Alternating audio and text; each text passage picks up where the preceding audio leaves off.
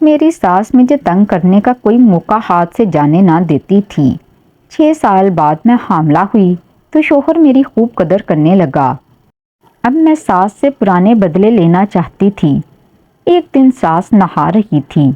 میں نے غسل خانے کے باہر خوب صابن مل دیا اور خود کمرے میں بیٹھ کر تماشا دیکھنے لگی۔ اچانک میری ساس کی چیخ بلند ہوئی۔ میں بھاگ کر باہر صحن میں آئی تو یہ دیکھ کر میرے رونگٹے کھڑے ہو گئے۔ بسم اللہ الرحمن الرحیم۔ السلام علیکم محترم ناظرین۔ بانجھ عورت کے لیے زندگی بہت تکلیف دہ ہوتی ہے، خاص کر اس وقت جب کوئی ڈاکٹر کہہ دے کہ ابھی اس عورت کے پاس اولاد ہونے کا کوئی چانس نہیں، تو پھر تو اس عورت کی زندگی کانٹوں پر گزرنے جیسی ہو جاتی ہے۔ میرے ساتھ بھی کچھ ایسا ہی ہوا۔ میری شادی کو سال پورا ہوا تو میری ساس کو اولاد دیکھنے کی خواہش ہونے لگی۔ میری ساس کو پوتے پوتی کا چہرہ دیکھنا تھا۔ وہ میرے پیچھے لگ گئی کہ چلو فاطمہ، تمہیں کسی ڈاکٹر کے پاس لے کر چلتی ہوں۔ پہل تو میں نے انکار کیا اور کہا کہ اماں ابھی شادی کو وقت ہی کتنا ہوا ہے، کچھ عرصہ گزرے گا تو پھر دیکھیں گے۔ لیکن ساس کہنے لگی، ارے 1 سال ہو گیا ہے، وہ تمہارے ساتھ اپنے بشیر کی شادی بھی ہوئی تھی، اس کی بیوی نے تو ایک بیٹی کو جنم بھی دے دیا ہے، اور پچھلی گلی میں میری سہیلی نائلہ کی بیٹی کی شادی بھی تمہارے ساتھ ہوئی تھی، وہ بھی ایک بیٹے کی ماں بن گئی ہے۔ ایک میرا ہی آنگن سونا ہے۔ سال بھر تو میں نے خاموشی سے انتظار کیا ہے، اب میں اور کتنا صبر کروں؟ ڈاکٹر کے پاس ہی تو چلنا ہے، دکھا لیتے ہیں کہ کہیں کوئی اونچ نیچ نہ ہو۔ ساس کی بات سن کر مجھے بڑا غصہ آنے لگا۔ وہ یہاں وہاں کے بچے دیکھ کر آ جاتی اور اس کے بعد ان کے دماغ میں بس یہ بات بھر جاتی، انہیں بھی اپنے آنگن میں بچوں کی کلکاریاں چاہیے۔ دراصل میں بڑی بہو تھی، اسی لیے ساری امیدیں مجھ سے ہی وابستہ تھیں۔ میرا شوہر کامران بہت ہی اچھا تھا، میرا خیال رکھتا تھا، مگر اس بارے میں جب بھی اس سے بات کرتی تو وہ کہتی اماں کی خواہش ہے تو ایک بار ڈاکٹر کے پاس چلی جاؤ، بھلا اس میں کیا برائی ہے؟ میں روز روز کی ان کی باتوں سے تنگ آئی تو میں نے کہا چلیں ٹھیک ہے اماں، میں آپ کے کہنے پر ڈاکٹر کو دکھا لیتی ہوں۔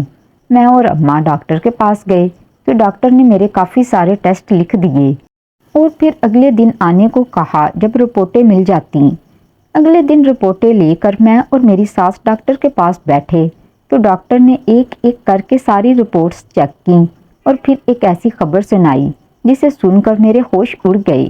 وہ کہنے لگی کہ فاطمہ، آپ کی بچہ دانی میں پانی کی تھیلیاں ہیں اور ان کے ہوتے ہوئے آپ کا حاملہ ہونا ممکن نہیں ہے، اس کا علاج کافی لمبا چلتا ہے اور کچھ صورتوں میں تو ایسی عورتیں حاملہ بھی نہیں ہو پاتی۔ میں کچھ عرصے آپ کا علاج کر کے دیکھتی ہوں، اگر علاج کامیاب ہو گیا تو ٹھیک، ورنہ پھر اس چیز کا علاج کروانا بھی آپ کو فائدہ نہ پہنچائے گا، کیونکہ یہ تھیلیاں اگر ختم ہو بھی جائیں تو دوبارہ بن جاتی ہیں۔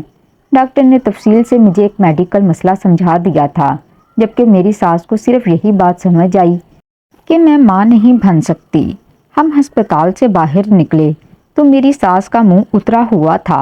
میں نے کہا اماں، ڈاکٹر کے کہنے سے کیا ہوتا ہے، میں علاج شروع کروا لیتی ہوں، انشاءاللہ جلد ہی سب کچھ ٹھیک ہو جائے گا۔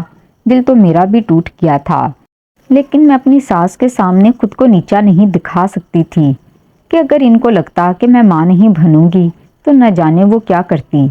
پہلے ہی بچہ بچہ کر کے انہوں نے سارے گھر میں شور ڈالا ہوا تھا۔ میں نے ڈاکٹر کی لکھی ہوئی دوائیاں لیں اور گھر چلی گئی۔ ڈاکٹر نے 3 مہینے کا کورس دیا تھا، میں نے وہ کورس شروع کر دیا۔ کامران نے میری ہمت بڑھائی تھی اور کہا تھا کہ سب کچھ ٹھیک ہو جائے گا، تم بس پابندی سے دوا کھاؤ، اس لیے میں وقت پر دوائیں کھانے لگی۔ 3 مہینے ایسے ہی گزر گئے۔ 3 مہینے بعد جب میں ڈاکٹر کے پاس گئی اور دوبارہ میرے الٹرا ساؤنڈ ہوئے، تب بھی میری رپورٹ میں کچھ فرق نہیں پڑا اور ڈاکٹر کہنے لگی آپ کے علاج کروانے کا کوئی فائدہ نہیں ہے، بہتر یہ ہے کہ آپ اللہ تعالیٰ سے دعا کریں کہ وہ آپ کے حق میں کوئی معجزہ کر دے۔ یہ پانی کی تھیلیاں اتنی آسانی سے ختم نہیں ہوتی۔ ہم ہسپتال سے باہر نکلے تو میری ساس منہ ہی منہ میں مجھے برا بھلا کہنے لگی بہو، تم اسی لیے ڈاکٹر کے پاس نہیں آنا چاہتی تھی کیونکہ تمہیں معلوم تھا تمہارے ساتھ کوئی مسئلہ ہے۔ میں ہی بے وقوف تھی جو تم سے آس لگائے بیٹھی تھی۔ میرے بیٹے نے اگر تم سے محبت کی شادی نہ کی ہوتی تو تمہارے گھر والوں کو بلا کر تمہیں ان کے حوالے کر دیتی، لیکن بیٹے کی وجہ سے مجبور ہوں۔ اب تم ہی بتاؤ کہ تم جیسی عورت کا میں کیا کروں جو میرے آنگن میں چند پھول بھی نہیں کھلا سکتی؟ وہ عورت ہی کیا جو بچہ پیدا نہ کر سکے۔ ایسی بات سن کر میری آنکھوں میں آنسو آ گئے تھے۔ ساس کی باتوں نے مجھے بہت زیادہ ٹھیس پہنچائی تھی۔ میں نے اپنی ساس سے کہا، اماں، ایک ڈاکٹر کے کہنے سے کیا ہوتا ہے؟ شہر میں اور بھی بڑی بڑی گائناکولوجسٹ ہیں، میں انہیں دکھاؤں گی، اپنا علاج کرواؤں گی، سب ٹھیک ہو جائے گا۔ آپ ایسی باتیں کیوں کرتی ہیں؟ میں نے اماں کو تسلی دی، لیکن خود ٹوٹے دل سے گھر لوٹی، اور جب شوہر کو ساری بات بتائی تو وہ کہنے لگا، ڈاکٹر خدا تھوڑی ہوتا ہے، تمہیں پریشان ہونے کی کیا ضرورت ہے؟ تم خدا تعالیٰ سے دعا کرو اور ساتھ ہی ہم کسی اور ڈاکٹر کو بھی دکھا لیتے ہیں۔ اور پھر شوہر نے اپنے دوستوں وغیرہ سے بات چیت کی، سبھی شادی شدہ لوگ تھے، سب نے ہی کسی نہ کسی ڈاکٹر کا مشورہ دے دیا۔ پھر میرے شوہر نے اور معلومات کی اور ایک ڈاکٹر کا پتہ لے کر گھر لوٹے، کہنے لگے، دیکھو فاطمہ، اس ڈاکٹر کے بارے میں مشہور ہے کہ یہ جس عورت کا علاج کرتی ہے وہ جلد ہی حاملہ ہو جاتی ہے۔ میں خود تمہیں اس کے پاس لے کر جاؤں گا اور تمہارا علاج کرواؤں گا۔ میرے شوہر کی بات سن کر ساس کہنے لگی، مجھے تو امید نہیں ہے بیٹے، لیکن تم جا کر دکھا لو تاکہ تمہیں بھی تسلی ہو جائے، کیونکہ جس ڈاکٹر کے پاس میں اسے لے گئی تھی وہ بھی بڑی ڈاکٹر ہے۔ اس نے بھی کچھ سوچ سمجھ کر ہی یہ بات کی ہوگی کہ فاطمہ کو علاج کی نہیں دعا کی ضرورت ہے۔ پتہ نہیں کب تک میں خوشیوں کے لیے ترسوں گی۔ تم میرے بڑے بیٹے ہو، اکلوتے بیٹے ہو، تمہاری اولاد دیکھنا میری خواہش ہے، لیکن میری تو قسمت ہی پھوٹی ہے۔ یہ کہہ کر میری ساس کچھ اس انداز میں روئی کہ میں ہکا بکا رہ گئی، اور میرے شوہر ساس کو تسلی دینے لگے کہ اماں سب کچھ ٹھیک ہو جائے گا۔ اس کے بعد میرے شوہر مجھے اس بڑی ڈاکٹر کے پاس لے گئے۔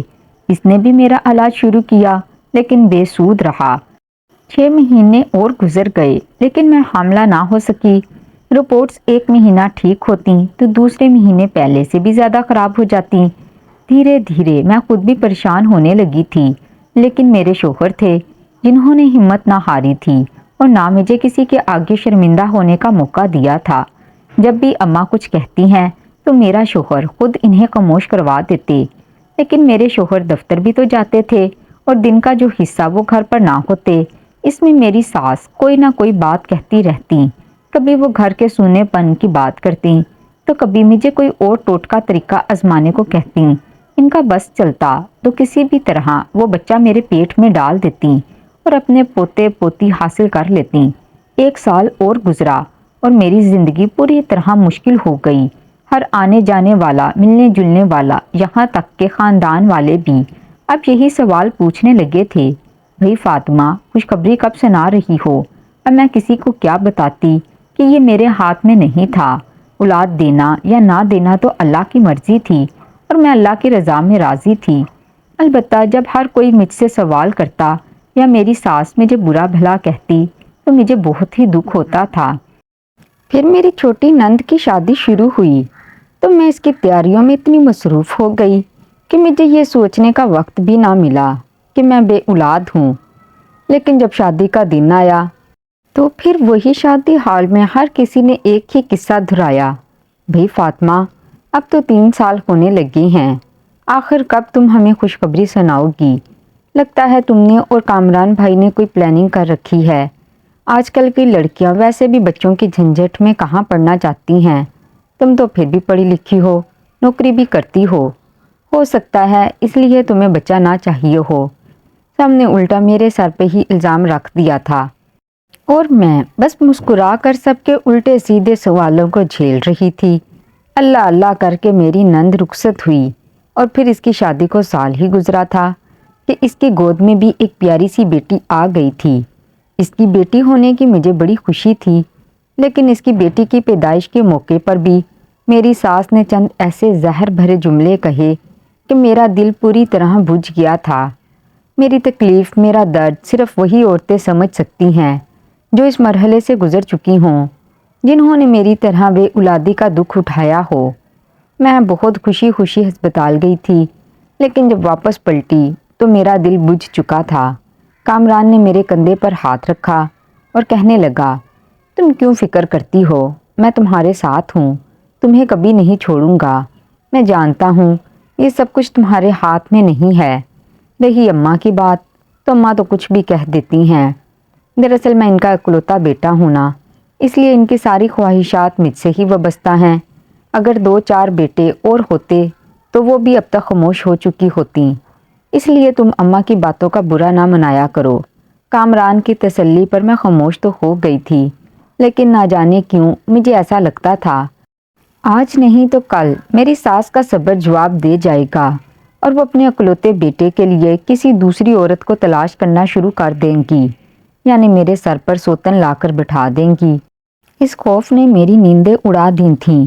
میں نے مختلف عامل باباؤں کا رخ کرنا شروع کر دیا تھا، لیکن کوئی تعویذ، کوئی دوا اثر ہی نہیں کر رہی تھی، اور پھر میں سب سے تھک ہار کر بس خدا سے لو لگا بیٹھی تھی۔ ہر وقت دعائیں مانگتی، نمازیں پڑھتی اور وظائف کرتی رہتی۔ اسی طرح سے 5 سال گزر گئے۔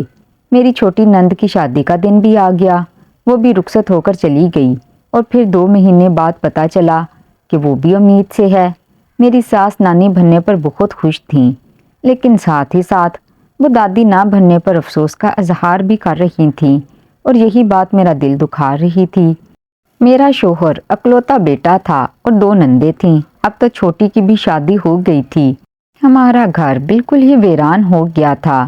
نند کی شادی کے ساتھ ساتھ ہی میری چھوٹی بہن کی بھی شادی ہوئی تھی، اور وہ بھی حاملہ تھی۔ اس کی خوشخبری سننے کے بعد دل تھوڑا اور بجھ گیا تھا۔ اب تو میری چھوٹی بہن بھی ماں بننے والی تھی، ایک میں ہی تھی جو بنجر رہ گئی تھی۔ میری اس خلش نے مجھے اس قدر عجیب سا کر دیا تھا کہ میں سارا دن خاموش رہتی، شوہر سے زیادہ بات نہ کرتی۔ ساس کچھ بھی کہتی تو میں بس ہاں ہوں کرتی اور کوئی جواب نہ دیتی۔ اب تو مجھے اپنے آپ سے ہی نفرت ہونے لگی تھی، اور لگتا تھا کہ ساس صحیح کہتی ہے کہ بچہ نہ ہو تو زندگی کا کوئی مقصد ہی نہیں رہتا۔ میں بس اپنا آپ ہار چکی تھی، اور میری امیدیں ٹوٹ رہی تھیں کہ جب ایک دن میں چکرا کر زمین پر گر پڑی، میرے شوہر مجھے لے کر ہسپتال بھاگے۔ انہیں لگا کہ میں اپنا خیال نہیں رکھتی، ہر وقت سوچوں میں گم رہتی ہوں، پریشان رہتی ہوں، اسی لیے ایسا ہوا ہے۔ لیکن ہسپتال جا کر تو کچھ اور ہی بات پتہ چلی۔ شادی کے پورے 6 سال بعد میں حاملہ ہو گئی تھی، اور یہ خبر ملتے ہی میرے پاؤں زمین پر نہ ٹکتے تھے۔ میں تو ہواؤں میں اڑنے لگی تھی، یہاں تک کہ میں نے ساس کو بھی خاطر میں لانا چھوڑ دیا تھا، جبکہ میری ساس میری خوب خدمتیں کر رہی تھی اور دادی بننے کی خبر پر خوب جشن منا رہی تھی۔ لیکن اب مجھے بھی مزہ چکھانا تھا۔ پچھلے 6 سالوں میں جو کچھ میں سن چکی تھی، اب اس کا حساب لینے کا وقت آ گیا تھا۔ میں نے سوچا تھا، پوتا ہو یا پوتی، میں اسے اپنی دادی سے لگنے ہی نہیں دوں گی۔ جس بچے کے لیے انہوں نے اتنے سال تک مجھے بانجھ کہا، اس بچے کو میں کبھی ان کی گود میں نہیں ڈالوں گی۔ میں دل ہی دل میں ساس کے خلاف پلاننگ کرنے لگی تھی۔ وہ میرے لیے کچھ بنا کر لاتی تو میں شک کی نظروں سے دیکھتی، وہ میرا خیال رکھتی اور میں پھر بھی انہیں برا کہتی۔ اب تو میں کھل کر کامران سے ساس کی برائیاں بھی کرتی تھی۔ پہلے میرے قدم کمزور تھے، میری گود خالی تھی، اس لیے میں ڈر کر خاموش ہو جایا کرتی تھی، لیکن اب تو میں ان کے منہ پر کہتی کہ آپ کی ماں مجھے بہت پریشان کرتی ہیں، ان کی وجہ سے میں ذہنی مریضہ بن گئی ہوں، وغیرہ وغیرہ۔ کامران بھی خاموشی سے بس میری بات سنتے اور کہتے کہ تم آرام کیا کرو، کام کاج تو ویسے بھی اماں کرتی ہیں۔ اور پھر ایسے ہی دن گزرنے لگے۔ 3 مہینے پورے ہوئے تو میرے دل سے یہ خوف بھی نکل گیا، کیا میرے بچے کو کوئی نقصان پہنچ سکتا ہے؟ اسی لیے میں ایک روز اپنی ساس کو تنگ کرنے کے لیے ایک عجیب سا حربہ آزمایا۔ میری ساس نہانے کے لیے واش روم گئی تھی۔ میں نے جلدی سے صابن لیا اور غسل خانے کے باہر ماربل کے فرش پر خوب سارا مل دیا، جو بظاہر تو نظر نہیں آ رہا تھا، لیکن وہاں چکناہٹ اور جھاگ ہو گئی تھی۔ میرے چہرے پر ایک شاطرانہ مسکراہٹ آ گئی اور میں وہاں سے ہٹ کر اپنے کمرے میں آ گئی، تاکہ کسی کو پتہ نہ چلے کہ یہ کارنامہ میں نے سر انجام دیا ہے۔ گھر میں میرے اور ساس کے علاوہ تو ویسے بھی کوئی نہیں تھا، شوہر بھی کام سے باہر گیا تھا۔ میں چاہتی تھی کہ کسی کے بھی آنے سے پہلے میری ساس اس طرح گرے کہ دوبارہ کھڑی ہونے کے قابل نہ رہی۔ میں سکون سے کمرے میں ٹی وی کی آواز تیز کر کے بیٹھ گئی۔ میرے ہاتھ میں ایک سیب تھا، تو دوسرا ہاتھ میں نے اپنے پیٹ پر رکھا ہوا تھا۔ میں دھیرے دھیرے اپنے بچے سے باتیں کرنے لگی کہ تمہاری دادی نے مجھے بہت زیادہ ستایا ہے، اب دیکھو کس طرح منہ کے بل زمین پر گرے گی، پھر انہیں پتہ چلے گا کہ کسی دوسرے کو تنگ کرنے کا نتیجہ کیا ہوتا ہے۔ ابھی میں یہ کہہ ہی رہی تھی کہ اچانک ہی مجھے میری ساس کی زور زور سے چلانے کی آواز آئی۔ میرے چہرے پر مسکراہٹ گہری ہو گئی تھی۔ میں نے آہستگی سے سیب ایک طرف رکھا اور پھر چہرے پر پریشانی طاری کرتے کمرے سے باہر نکلی۔ لیکن باہر کے منظر نے میرے ہوش اڑا دیے تھے، کیونکہ میرا شوہر فرش پر گر کر بے ہوش ہو چکا تھا۔ اس کے سر سے خون بہتا ہوا بہت تیزی سے فرش کو سرخ کر رہا تھا، اور ساس باتھ روم کے دروازے پر کھڑی تھی اور اپنے منہ پر ہاتھ رکھ کر اپنی چیخوں کو روکنے کی کوشش کر رہی تھی۔ شوہر کا یہ حال دیکھ کر میں ہکا بکا رہ گئی تھی۔ میں نے تو سوچا بھی نہیں تھا کہ میرا شوہر لوٹ آئے گا اور ساس کی جگہ وہ میری اس چال کا شکار ہو جائے گا۔ شوہر کا بہتا خون دیکھ کر میں سب کچھ بھول گئی تھی اور خود بھی تیزی سے دوڑتی ہوئی آئی تھی۔ مجھے یہ بھی یاد نہیں رہا تھا میں نے خود اس جگہ صابن کا جھاگ لگایا تھا۔ میرا پیر بھی بری طرح پھسلا تھا اور میں خود بھی فرش پر گر کر ڈھیر ہو گئی تھی۔ میری ساس نے مجھے بڑی مشکل سے سنبھالا۔ میری حالت بھی خراب ہو گئی، لیکن میرا شوہر تو ہوش میں ہی نہیں تھا۔ میری ساس نے جیسے تیسے پڑوسیوں سے رابطہ کیا اور پھر ایمبولینس بلا کر میرے شوہر کو ڈالا گیا۔ میں بھی پیٹ پکڑ کر درد سے تڑپ رہی تھی۔ میرے شوہر کو ایک طرف ایمرجنسی میں پہنچایا گیا تو دوسری طرف میری ساس مجھے لیڈی ڈاکٹر کی طرف لے کر بھاگی، اور پھر پتہ چلا کہ بری طرح گرنے کی وجہ سے مس کیریج ہو گیا ہے۔ یہ سن کر میں پھوٹ پھوٹ کر رونے لگی۔ شوہر کی فکر الگ ستا رہی تھی۔ میری ساس نے مجھے ہمت دی اور کہنے لگی، چلو پہلے کامران کو دیکھتے ہیں، پتہ نہیں میرے بچے کو ہوش آیا یا نہیں۔ اور پھر میری ساس میرا ہاتھ پکڑ کر آہستہ آہستہ مجھے ایمرجنسی ڈپارٹمنٹ کی طرف لے گئی۔ پتہ چلا کہ میرا شوہر ہوش میں نہیں آیا ہے، اس کا خون بہت زیادہ بہہ گیا ہے۔ 2 بوتل خون کا انتظام کر دیا گیا تھا جسے چڑھنا تھا۔ سر پر تقریباً 17 ٹانکے آئے تھے۔ شوہر کا حال بہت ہی برا تھا۔ 1 گھنٹے بعد جا کر میرے شوہر کو ہوش آیا۔ شکر تھا وہ ٹھیک ہو گئے تھے، لیکن میرا بچہ اس سارے سلسلے میں ضائع ہو گیا تھا۔ اپنے شوہر کے پیروں میں بیٹھ کر میں پھوٹ پھوٹ کر رونے لگی تو وہ کہنے لگا، اس طرح رونے کی کیا ضرورت ہے فاطمہ، خدا کی یہی مرضی ہوگی۔ میں نے روتے ہوئے کہا، یہ خدا کی مرضی نہیں تھی، یہ میرا گناہ تھا جو میرے سامنے آیا۔ میں اپنی بوڑھی ساس کو پریشان کرنا چاہتی تھی، اس لیے اللہ تعالیٰ نے مجھے یہ سزا دی ہے۔ میری بات سن کر کامران ہکا بکا رہ گیا، کہنے لگا، یہ کیا کہہ رہی ہو فاطمہ؟ اور پھر روتے ہوئے میں نے خود اپنے گناہ کا اعتراف کر لیا اور اپنے شوہر کو بتایا کہ میں 6 سال سے جو کچھ بھگت رہی تھی بس اس کا حساب لینا چاہتی تھی۔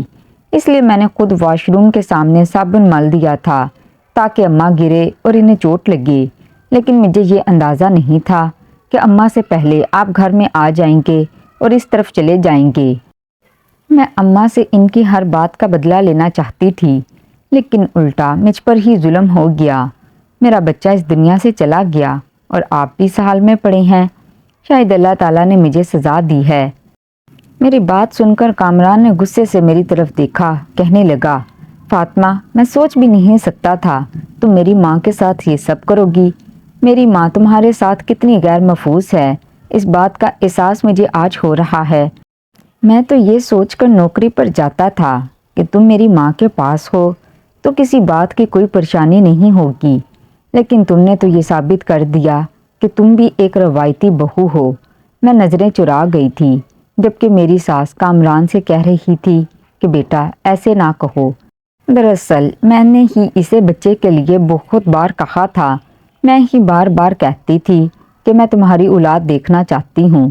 میں اسے علاج کے لیے بھی بہت زیادہ پریشان کرتی تھی، شاید اسی لیے تنگ آ کر اس نے یہ سب کچھ کیا۔ میری ساس کی آنکھوں میں آنسو تھے، وہ مجھ سے اپنی غلطیوں کی معافی مانگ رہی تھیں اور میں بس روئے چلی جا رہی تھی۔ میری ساس نے تو اپنی زبان سے مجھے تکلیف پہنچائی تھی، لیکن جو حرکت میں نے کی تھی اس سے کسی کی بھی جان جا سکتی تھی۔ میری ساس اس دنیا سے جا بھی سکتی تھی، اور اس بات کا احساس مجھے اس وقت ہوا تھا جب میری ساس کی بجائے کامران کا خون میں نے فرش پر پھیلا ہوا دیکھا تھا، پھر دھیرے دھیرے میری ساس مجھے اپنے بارے میں بتانے لگی۔ وہ کہنے لگی، میرے 4 بیٹے تھے اور 2 بیٹیاں، لیکن میرے 3 بیٹے بہت کم عمری میں ہی خدا کو پیارے ہو گئے۔ صرف ایک بیٹا کامران بچ گیا۔ دونوں بیٹیاں بھی پاس تھیں۔ میں نے تینوں کی پرورش بہت محبت سے کی اور بہت ہی چاہت کے ساتھ ان کی شادیاں بھی کیں، لیکن جب میں دیکھتی کہ میری بیٹیوں کے آنگن میں اولاد کی خوشی ہے، لیکن میرا بیٹا اس خوشی کے لیے ترس رہا ہے، تو میرا دل خود بخود پریشان ہونے لگتا اور اس پریشانی میں تمہیں برا بھلا کہہ دیتی۔ میں چاہتی تھی کہ میرے بیٹے کی بھی اولاد ہو، اس کی گود میں بھی اولاد کی خوشی ہو، اسی لیے میں بار بار تم سے اس بات کا ذکر کرتی تھی۔ دراصل میں ماں ہوں نا، مجھے اپنی اولاد کا دکھ اور اس کی تکلیف محسوس ہوتی ہے۔ چاہے کامران نے کبھی زبان سے ذکر نہ کیا ہو، لیکن میں جانتی ہوں کہ اسے بچوں سے کتنی محبت ہے۔ جب میں نے اسے اس کی بہن کے حاملہ ہونے کی خبر سنائی تو خوش ہونے کے ساتھ ساتھ جو تاثرات اس کے چہرے پر تھے، میں جان گئی تھی کہ وہ اپنے باپ نہ بننے پر کس قدر دکھی ہے۔ بس مجھ سے یہ غلطی ہوئی کہ میں بھول گئی کہ تم بھی کسی کی اولاد ہو اور تمہارے بھی جذبات ہیں۔ مجھے اپنے بیٹے کا دکھ تو نظر آیا، لیکن میں تمہاری بے بسی کو نہ جان سکی۔ مجھے کبھی یہ احساس ہی نہ ہو سکا کہ تم بھی کیسی اذیت سے گزر رہی ہو۔ میں تو بس یہ چاہتی تھی کہ ہمارے گھر میں بھی بچوں کی خوشیاں آئیں اور کامران کی زندگی بھی کھل اٹھے۔ بس اسی لیے میں بار بار یہی چاہتی اور کہتی رہتی کہ تم حاملہ ہو جاؤ، اور اسی کے لیے کوششیں بھی کرتی تھی۔ اور جس دن مجھے پتا چلا کہ تمہارا حمل ٹھہر گیا ہے، اس دن میں نے اپنے بیٹے کے چہرے کی خوشی کو بھی جان لیا۔ میرا بیٹا بہت خوش تھا، اس لیے میں نے بھی خوب جشن منایا تھا۔ لیکن شاید 6 سال تک بار بار جو کچھ میں نے تم سے کہا وہ تمہارے لیے زہر بن گیا، اور اسی زہر کو تم نے اس طرح سے اپنے وجود سے باہر نکالا کہ میری جان لینے کی کوشش کی۔ دراصل اس میں غلطی تمہاری نہیں بلکہ میری ہے۔ مجھے اپنے بیٹے کے ساتھ ساتھ تمہاری بھی پرواہ کرنی چاہیے تھی۔ میری ساس نے ہاتھ جوڑ کر اپنے غلط رویوں کی مجھ سے معافی مانگی تھی، اور میں نے بھی اپنے کیے کی معافی ان سے مانگ لی تھی۔ میری ساس نے کبھی جسمانی طور پر مجھے نقصان پہنچانے کی کوشش نہیں کی تھی۔ ہاں، ذہنی طور پر میں بہت اذیت میں تھی، لیکن اس کے پیچھے بھی ان کے پاس وجہ تھی، جبکہ میرے پاس ایسا کرنے کی کوئی وجہ نہیں تھی، کیونکہ جب میرے حاملہ ہونے کی خبر میری ساس کو ملی تھی، اس دن سے وہ میرا حد سے بھی زیادہ خیال رکھ رہی تھیں۔ انہوں نے تو مجھے بستر سے بھی پاؤں نیچے نہ رکھنے دیا تھا۔ پھر میں ان سے کس بات کا بدلہ لے رہی تھی؟ یقیناً میں غلطی پر تھی، اور اسی لیے میرے ساتھ ہی غلط ہوا تھا۔ کامران ہاسپٹل سے دوسرے دن ہی ڈسچارج ہو گئے تھے۔ انہوں نے ہم دونوں ساس بہو کی باتیں سن لی تھیں، اس لیے وہ بالکل ہی خاموش ہو گئے تھے۔ میں نے ان سے معافی مانگی تو وہ کہنے لگے، اس کی ضرورت نہیں ہے، جو غلطی تم نے کی ہے اس کا نقصان تم نے اٹھایا، اور اماں کو بھی اپنی غلطی کا احساس ہو گیا ہے، اسی لیے اب تم دونوں مل جل کر رہو۔ اب اللہ تعالیٰ جب چاہے گا تمہاری گود بھر دے گا، جو ہمارے نصیب میں ہوگا وہ ہمیں مل جائے گا۔ کامران ایک دفعہ پھر پوری طرح خاموش ہو گئے تھے، اور مجھے اس بات کا بے حد افسوس تھا کہ جو سالوں بعد ان کے چہرے پر خوشیاں آئی تھیں، وہ میری بے وقوفی کی وجہ سے مٹی میں مل گئی تھی۔ میری ساس نے ٹھیک ہی کہا تھا۔ اولاد کے بارے میں سن کر میرے شوہر کے چہرے پر ایک الگ ہی خوشی آئی ہوئی تھی، اور وہ میری ہر بات مان رہے تھے، لیکن میں نے اپنی بے وقوفی سے اور انتقام کی آگ میں جل کر سب کچھ خود ہی راکھ کر دیا تھا۔ اس بات کو 4 مہینے گزرے تو ایک دفعہ پھر مجھے اولاد کی خوشخبری مل گئی۔ میں بہت ہی زیادہ خوش تھی۔ میری ساس پھر سے میرا بہت خیال رکھ رہی تھی، کامران کو بھی میرا بہت خیال تھا، لیکن اب کی بار میرے دل میں میری ساس کے لیے کوئی برائی نہیں تھی، کیونکہ میں جان گئی تھی کہ انہوں نے جو کچھ میرے ساتھ کیا اور کہا وہ اپنے بیٹے کی خوشی کے لیے کہا، اور ان کا بیٹا میرا شوہر بھی تو تھا۔ میں بھی تو اسی کی خوشی چاہتی تھی، اسی لیے میں نے نہ صرف انہیں معاف کر دیا تھا، بلکہ حمل کے ان دنوں میں بھی میں خود ان کا خیال رکھنے کی کوشش کر رہی تھی۔ 9 مہینے گزرے تو میں نے ایک صحت مند بچے کو جنم دیا، جس کے آنے سے واقعی ہی ہمارے گھر میں کلکاریاں گونج اٹھی تھیں۔ تو ناظرین، مزید اس طرح کے سبق آموز کہانیاں سننے کے لیے ہماری ویڈیو کو لائک کریں، شیئر کریں اور چینل کو سبسکرائب کریں۔ ملتے ہیں اگلی ویڈیو میں، تب تک اللہ حافظ، دعاؤں میں یاد رکھیے گا۔